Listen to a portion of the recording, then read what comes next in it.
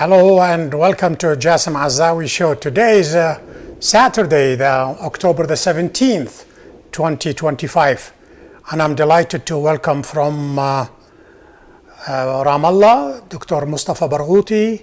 He's the founder of the Palestinian National Initiative. Dr. Barghouti, welcome to the show. And Thank you. The inevitable question that everybody is asking, whether this ceasefire, although some people they called it the peace plan, 20 points or 21 points, but in an essence it is a ceasefire. The inevitable question everybody is asking, will it last? Is it temporary? Will Israel break it down? And before you answer, just for the viewers, today Israel killed 12 Palestinians on the assumption and the pretense that they were coming very, very close to their forces. So the question stands, what are we looking at? Few weeks, couple of months, or maybe even a lot sooner than that?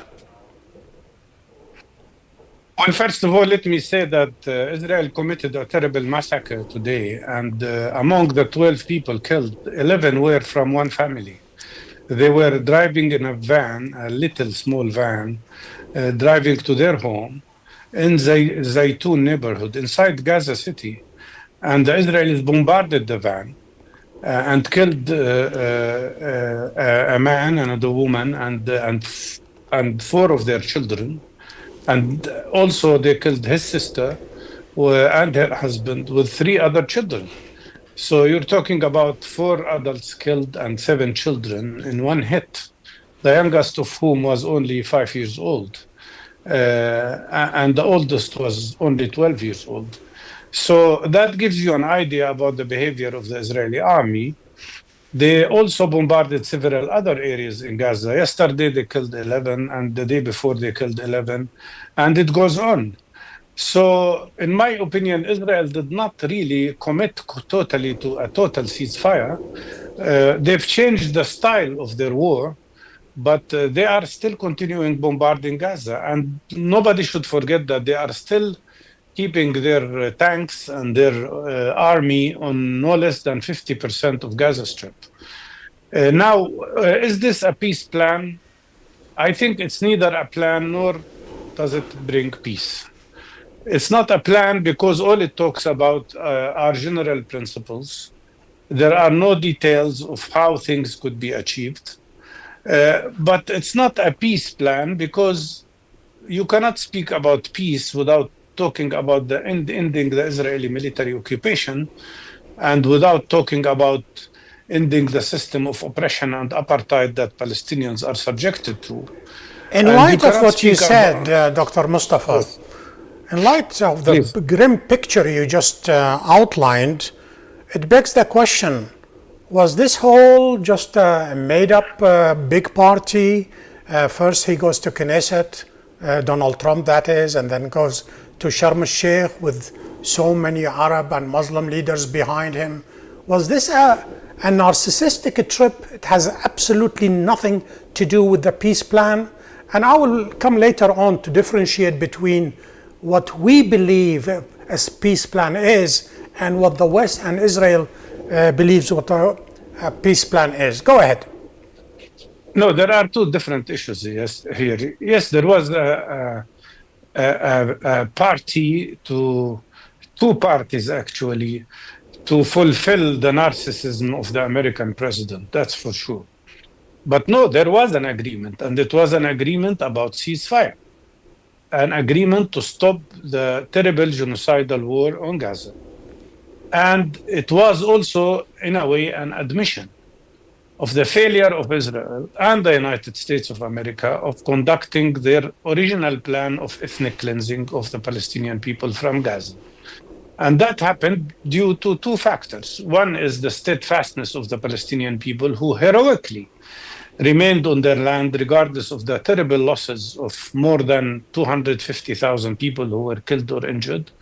And second, because of the international, I call it the international solidarity revolution all over the world that isolated Israel. And that's why Trump came saying, that he wants to end the isolation of Israel. And he said to Netanyahu, you cannot fight the whole world. I think these are the reasons why you had an agreement. It's a real agreement about ceasefire, that's for sure. But it's not a peace plan. But also that agreement that you just mentioned, somebody fiddled with it, somebody played with it. The original plan, as was designed by the Americans when presented to Netanyahu and to the Israelis, they played with it. Yes, sure. And that's where the Arab and Muslim countries should take a stand, because they were the ones who negotiated with Trump in the first original plan. And then Netanyahu came and tried to disturb it. And he managed to influence Trump to change many of it in a negative way. But don't forget that till the very last moment, Netanyahu was still hoping that it will not happen and that Trump will not force him to accept a ceasefire, because in reality, Netanyahu was forced into accepting this agreement of a ceasefire. Let me go back 2 years, back to October 7th. Some people find it extremely difficult to believe that the Israelis did not know that the attack is coming. As a matter of fact, certain information started seeping in that senior military and intelligence officers, several hours before October 7th, they informed the political leadership, something is going to happen. We need to do something about it. From what you know, did Israel deliberately ignore these warnings, or did Israel deliberately wanted that attack to happen for other reasons? Only history will tell, and future documents, when they are exposed, will tell the reality about this mystery of what happened. That this country, this government of Israel, that is so proud of its intelligence and its abilities, has failed drastically in not only expecting the 7th of October, but also in dealing with it. Regardless of whether they really knew or didn't know and allow it to happen, the most important information for me is that now there are documents and there are statements by Israeli officers saying that Israel, when they knew the attack was happening, did not react immediately. And it took them about 6 hours before they really started to deploy their full force in responding to it. Let me just stop you for let me just stop you at this very critical moment and explain to me and to the viewers, why did this happen? Why they allow these critical 7-8 hours to pass? It could be a sign of a total failure in judgment and in expectations and in reaction. But also it could be something more than that. I can't tell. What I know, which contradicts the issue of their inability to respond, is what the head of the Halevi, the chief of staff of the Israeli army, told his wife, as she stated recently, very early in the morning of the 7th of October, when he learned about what happened.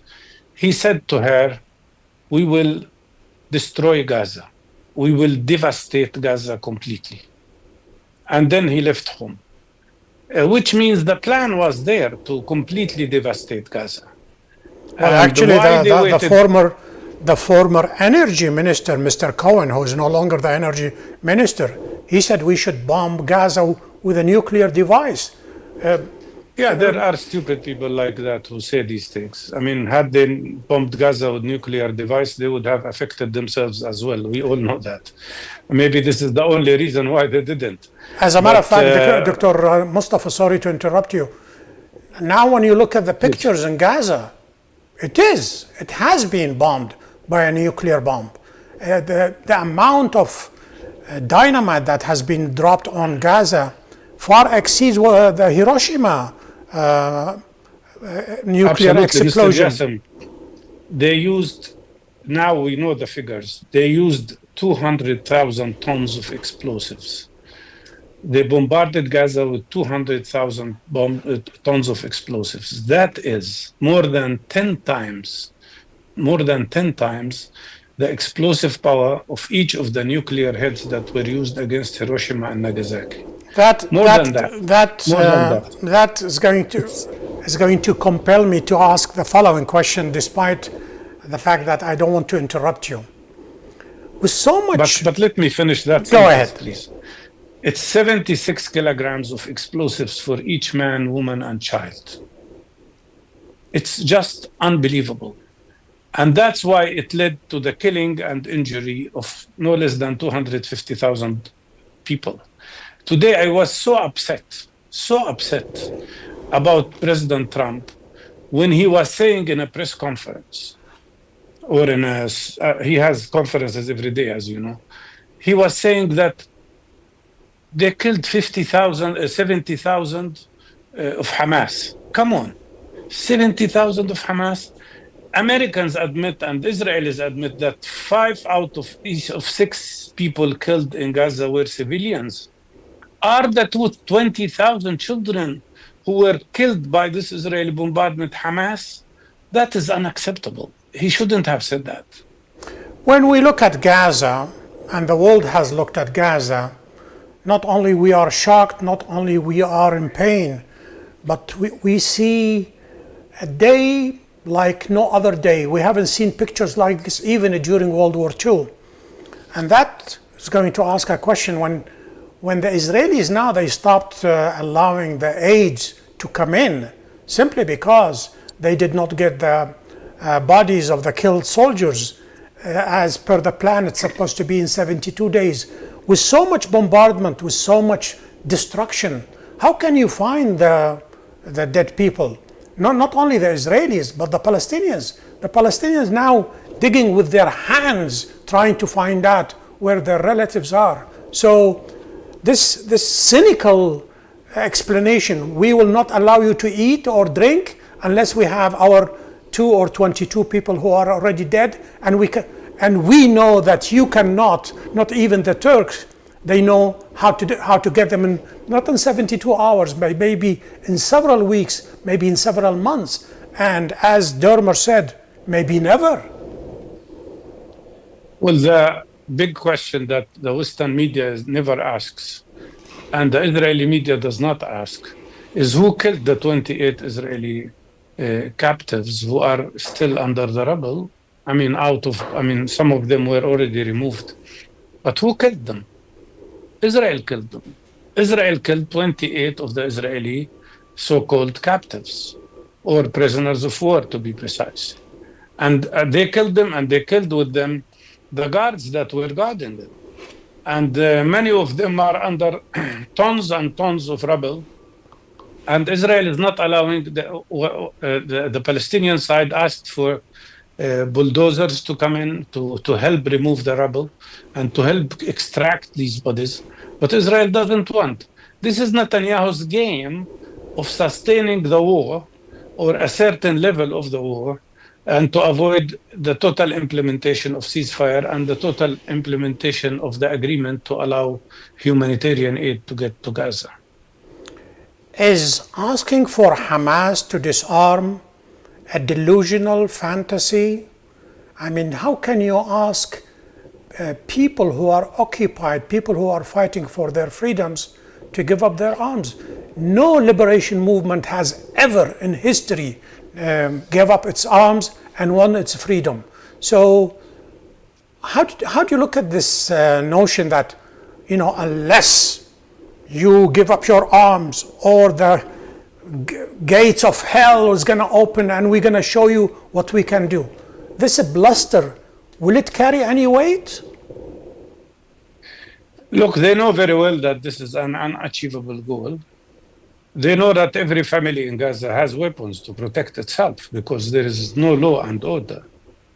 And what do they mean by weapons? Do they mean if there are some rockets left? I don't think Hamas will mind giving them up. Or they mean even the personal weapons that people use to protect themselves, given the fact that there is no police force there. But that's not the main issue. In my opinion, this whole thing is deliberately created and they concentrate on to avoid the other major issues. And the other major issues is, will the Israeli army withdraw completely from Gaza or not? Will they remove their troops in Gaza or not? Second, the question is not about disarming Hamas, actually. I think what they mean, if you combine their call for Hamas giving up its arms with their conditions that they are imposing on the Palestinian Authority in the West Bank, you will discover that what they want is to remove or destroy any ability of the Palestinian people to resist, even in the most non-violent way, the system of occupation and oppression and apartheid that we are subjected to. Why do they want to change our curricula? Because they want to change the narrative. They're trying to impose capitulation on the Palestinian people, and that will never happen. They, after 100 years of Palestinian struggle against first British colonialism and then Zionist colonialism, they don't understand that these people will never give up, and we will not stop struggling for our rights, which is something guaranteed by international law. Now, let's talk about this new scheme that is coming up very, very soon. It's called the Peace Stabilization Force, composed of many countries. Will it carry any weight? Will it achieve anything? And will it be in that limited space with so many nationalities, with so many perhaps even agendas? There will be a room for friction. There will be a room for some sort of conflagration. Now, Israel is already somehow preparing and talking about the next target is going to be Turkey and the Turks that are going to be part of this peace stabilization force. Are we talking about a potential flashpoint? Look, what they talk about is bringing some sort of 500 armed people into Gaza. What can 500 people do when the Israeli army with 350,000 soldiers could not do? It's a silly proposal. And the biggest question is, why do they want to impose on us foreign rule in Gaza? We don't want to bring back British colonialism if they are dreaming about bringing Tony Blair here. I mean, we struggled against British colonialism for decades. And we don't need any other foreign ruler in Gaza. What Palestinians need is to rule themselves. And there is a plan for that, which everybody continues to ignore, which is the Beijing Declaration, where we agreed that there will be a national consensus independent government. Hamas said they don't want to be in that government, they don't want to be the government, but they want a government they will accept. And that national consensus government could be transitional. It could be in charge of security apparatus, which would keep internal security. And it will be transitional, preparing the ground so that maybe in a year or a year and a half, we can have free democratic elections, where finally Palestinians will be allowed to elect their leaders after they've been deprived from that right for 20 years. We need the right to choose and elect our leaders. And meanwhile, a transitional government, according to Beijing Declaration, will maintain the most important thing, the maintenance of the unity between West Bank and Gaza. Any foreign rule in Gaza aims exactly at separating Gaza from West Bank, which is what Netanyahu wants to prevent the possibility of establishing a Palestinian state. When you mentioned Tony Blair, go ahead, continue, please. Israel failed in achieving its main goal. United States of America supported them, which was to ethnically cleanse Palestinian people from Gaza. They failed. And what you see now is a result of that failure. They failed to continue the genocidal war. They had to accept a ceasefire. Now the struggle is about what will happen to Gaza and how we can force the Israeli army out of Gaza. How can humanitarian get in? How can the people who have suffered so much at least have some sort of maybe fabricated homes they can live in temporarily? And how can they have clean water? How can they have electricity? How can they have medical care? when most medical institutions have been destroyed to the ground. When you mentioned Tony Blair, Dr. Mustafa, and when that name was thrown about that he's going to head this group, the hue and cry and the condemnation, the criticism, the laughter, the attacks in the British newspapers and in British mass media and people, they said, are you for real? Are you crazy? This man who along with George Bush, they invaded Iraq, and he should be in The Hague, not managing Gaza, and yet that's where we are. I think his chances of taking that position are very slim now, and they're getting slimmer by the day. I think everybody realizes that his negative reputation is not going to help him, whether his role in the war crimes in Iraq, or the fact that even when Bush apologized for the big lie of weapons of mass destruction, Blair didn't apologize, or because of the so many rumors about his personal life, etc., or because he ran for 7 years the office of the quartet in Jerusalem, costing millions of dollars, and did nothing. Basically did nothing in these 7 years. And it was a reward for a crime. It was a reward for a crime. And even when he was knighted by the Queen, the late Queen, people said that shouldn't happen. That is, the second mistake, that's the second knife we are twisting in that region, in reference to the first mistake, which is Balfour Declaration back of 1917, or what they call the promise. But you mentioned but we know exactly why they talk about Blair, because they know he will be absolutely obedient to Netanyahu. And we know his connections in the region. I don't want to speak about that.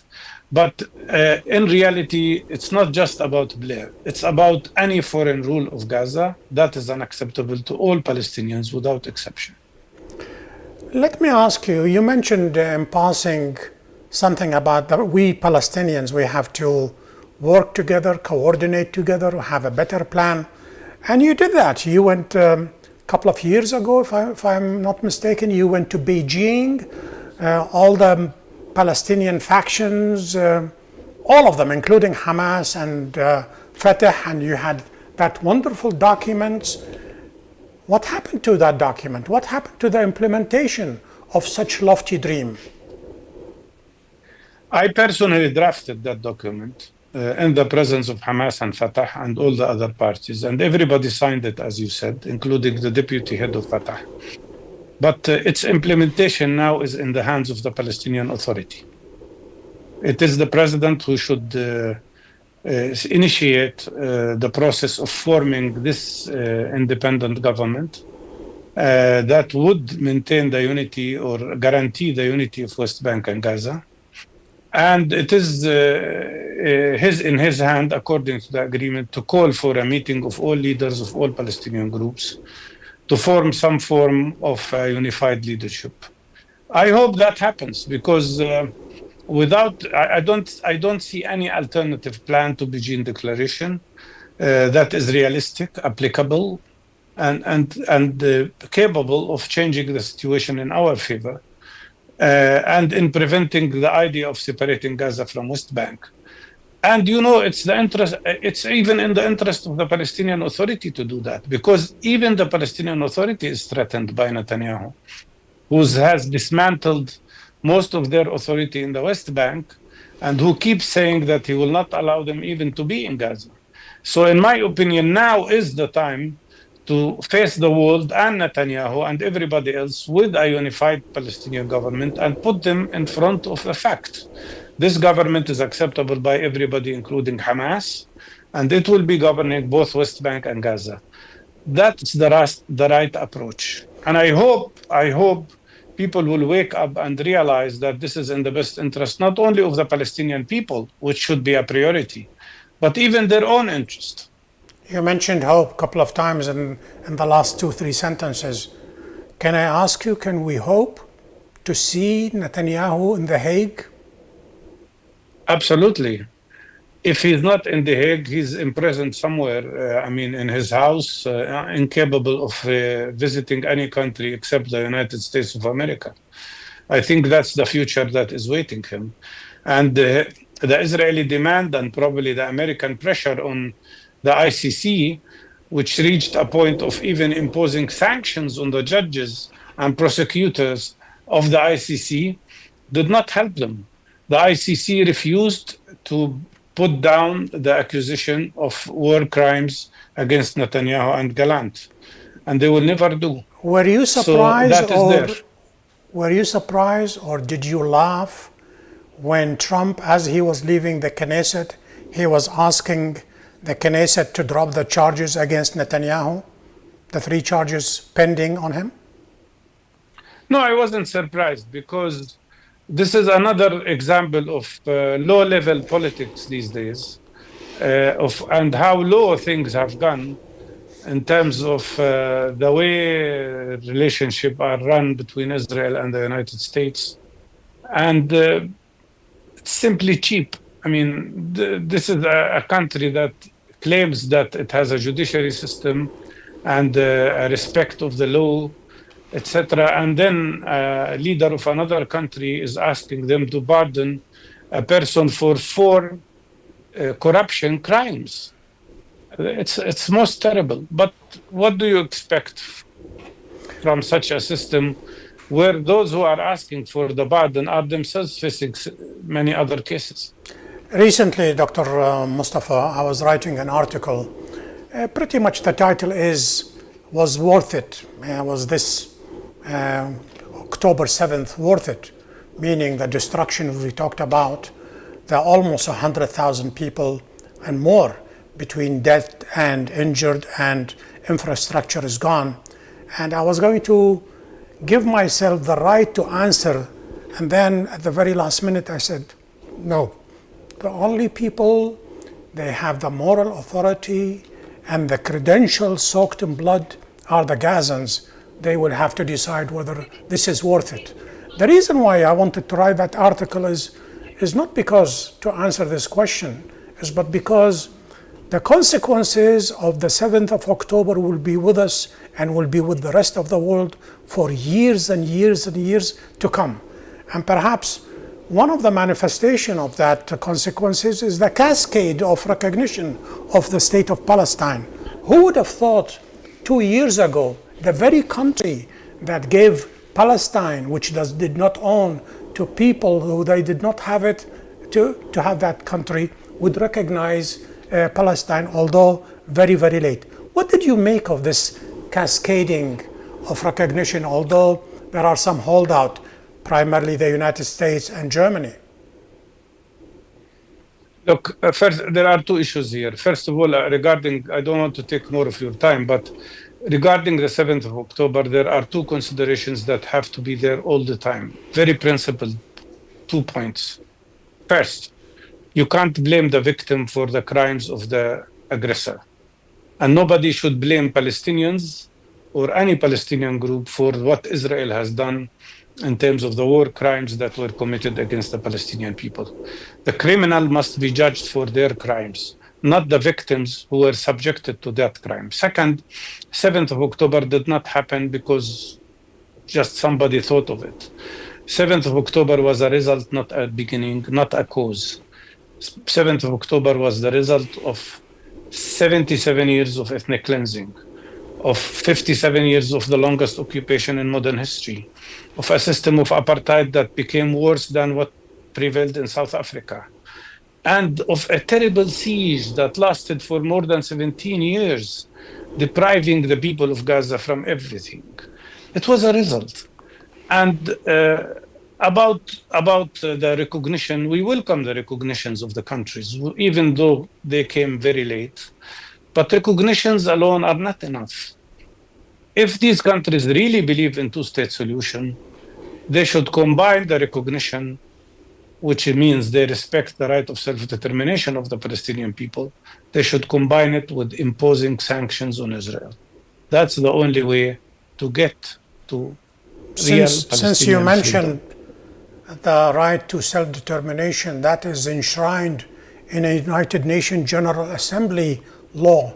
It's 38/17, passed in 1983, giving the people under occupation, under apartheid, under colonialism, the right to resort to all means possible, including armed struggle, and that definitely applies to the Palestinians.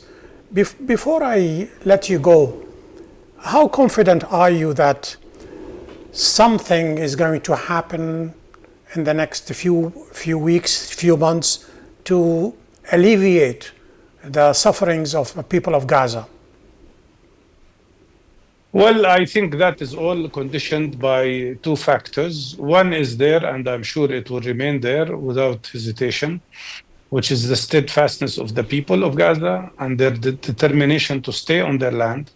But the second factor that we need to make sure is still there and even gets bigger, should get bigger, is the sanctions on Israel.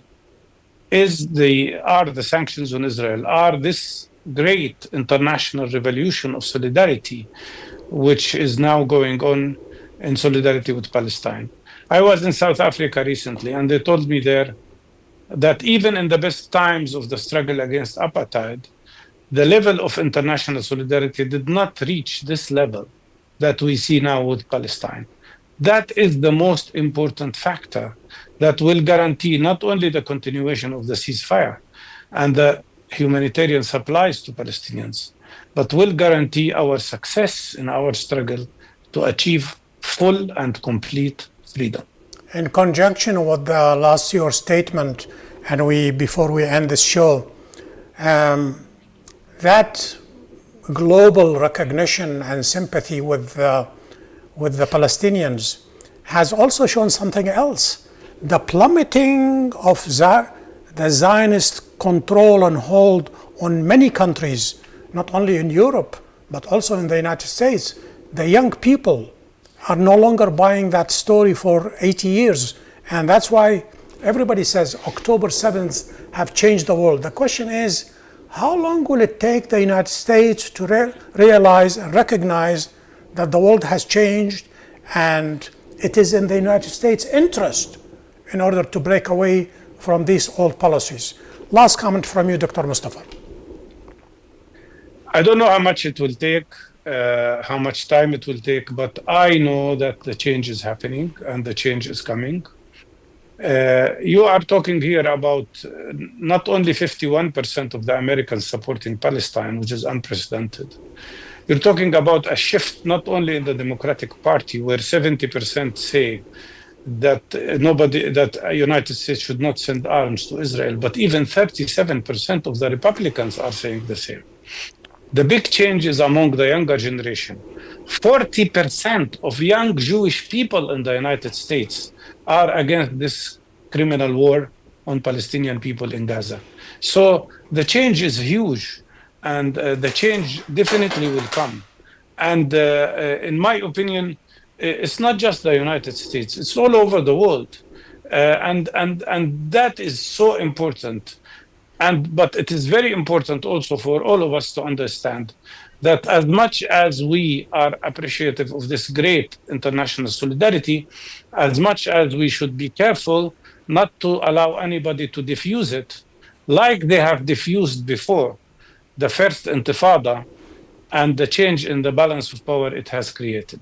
It's a very big task, but we have to be very careful, and we have to continue to work and continue the isolation of Israel. We have to remember that Trump said when he came to conclude this agreement, that he said that he came to save Israel from isolation, telling Netanyahu, you cannot fight the whole world.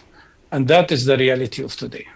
Dr. Mustafa Barghouti, the founder of the Palestinian National Initiative, thank you so much. Thank you for being with us. Thank you. We have reached the end of this show, but just before I go, in about 25 minutes, Ambassador Craig Murray, a former British diplomat, is going to be with us. So I hope he will be joining us at the top of the hour at 7 p.m. Mecca local time. Thank you very much. Bye-bye.